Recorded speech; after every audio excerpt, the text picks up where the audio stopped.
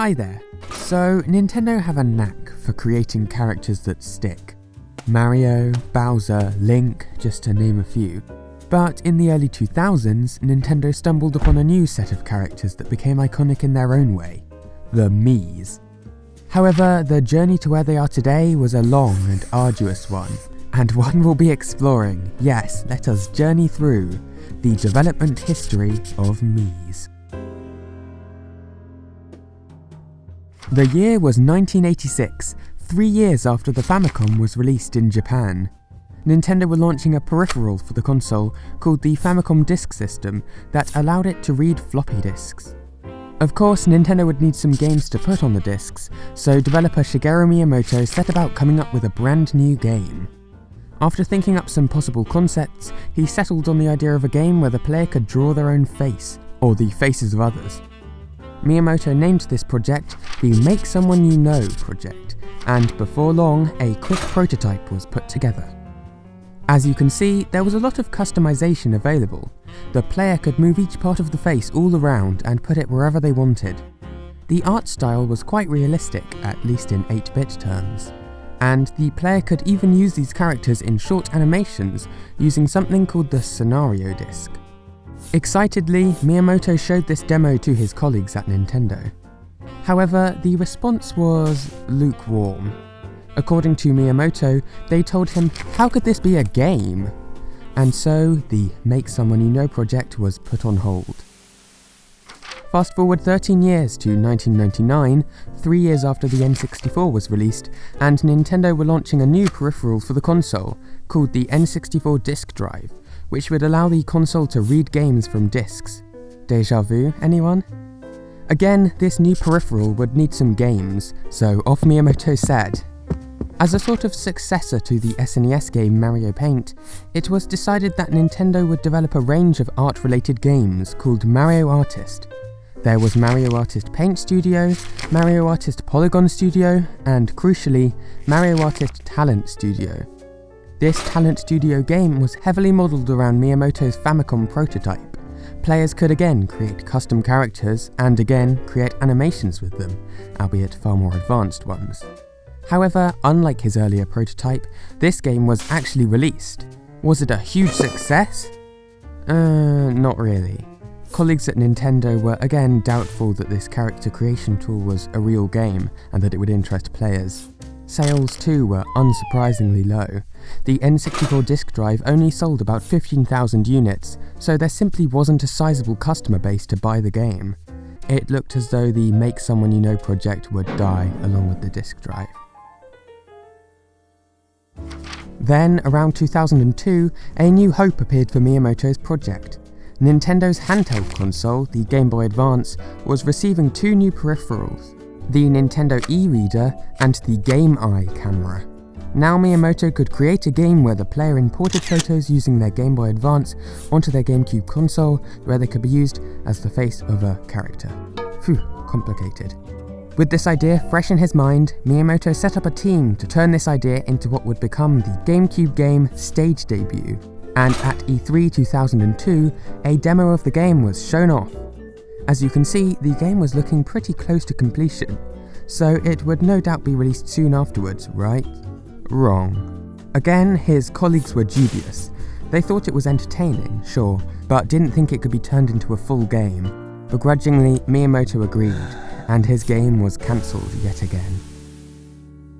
Fast forward a few years, and planning for the Nintendo Wii was taking place. Great, thought Miyamoto, another chance to create his game. Reflecting on some of his past attempts, he realised that they had all been quite complex.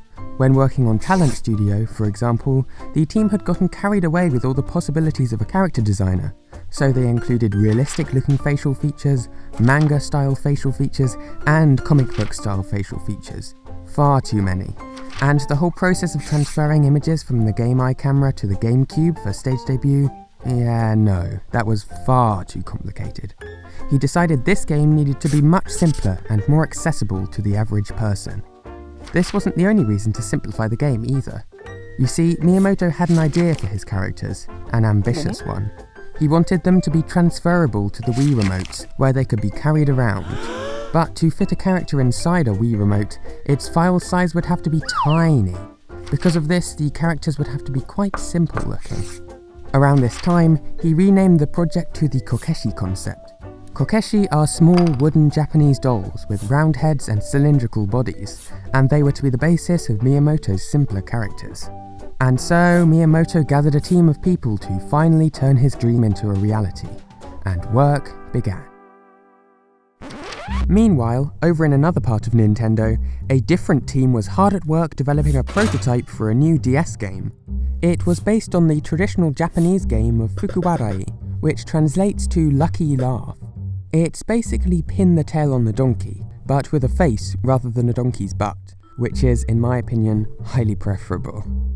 However, the team realised that with the current facial features they had, it might not be possible to recreate the face of their boss, Yoshio Sakamoto. In response, Sakamoto personally told them, "Make it so you can make non-normal faces like mine."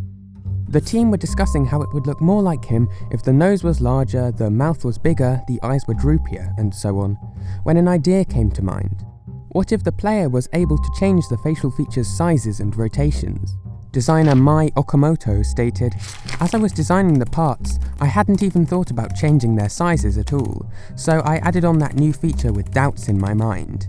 But when I used it to make a caricature, it looked really good, and I thought if it worked this well, it had to go in." The team tried out their software with the faces of many people at the company, and it worked strikingly well. It was easy to recreate almost anyone's faces. The team's boss, Sakamoto, showed the demo to Nintendo president Satoru Iwata, who was really impressed. It instantly made him think of Miyamoto's Kokeshi doll idea, so he went to tell Miyamoto about it. Miyamoto was taken aback. Upon trying out the prototype, he realised it was exactly how he had imagined his idea. He went back to his own team and told them, "You guys are useless." After showing Miyamoto the prototype, Iwata called a meeting with many of Nintendo's higher-ups, where he showed them the game. Not just the game, but also the countless caricatures the team had made of unwitting Nintendo workers. Thankfully, everyone in the meeting received their caricatures well. So, Miyamoto decided he was fed up with his own team, so he brought everyone who developed the prototype over from Nintendo SPD, the part of Nintendo that develops smaller, weirder games, over to Nintendo EAD, which develops Nintendo's flagship series like Zelda and Mario. No pressure. Their boss Sakamoto told them, "Think of it as part of your training." From there, a lot of delicate tweaking was needed to get the game ready to run on the Nintendo Wii. Developer Hisashi Nogami described this process as walking on a very thin line. They didn't want to lose what made their original prototype special, after all. Early on, Nogami noticed that they would have to raise the graphical quality quite a bit. Small DS screens are a lot more forgiving than large television screens, after all. Another issue the team ran up against was Western civilization. Well, more specifically, the difference between Western and Japanese faces. You see, early on the team made a caricature of one of Nintendo's American executives. When Satoru Iwata showed him the face during a visit to Nintendo's US headquarters, it was a big hit. Because of this, the team thought they were covered as far as Western faces were concerned. Their game could create Western faces, right? All that changed, however, a little while later.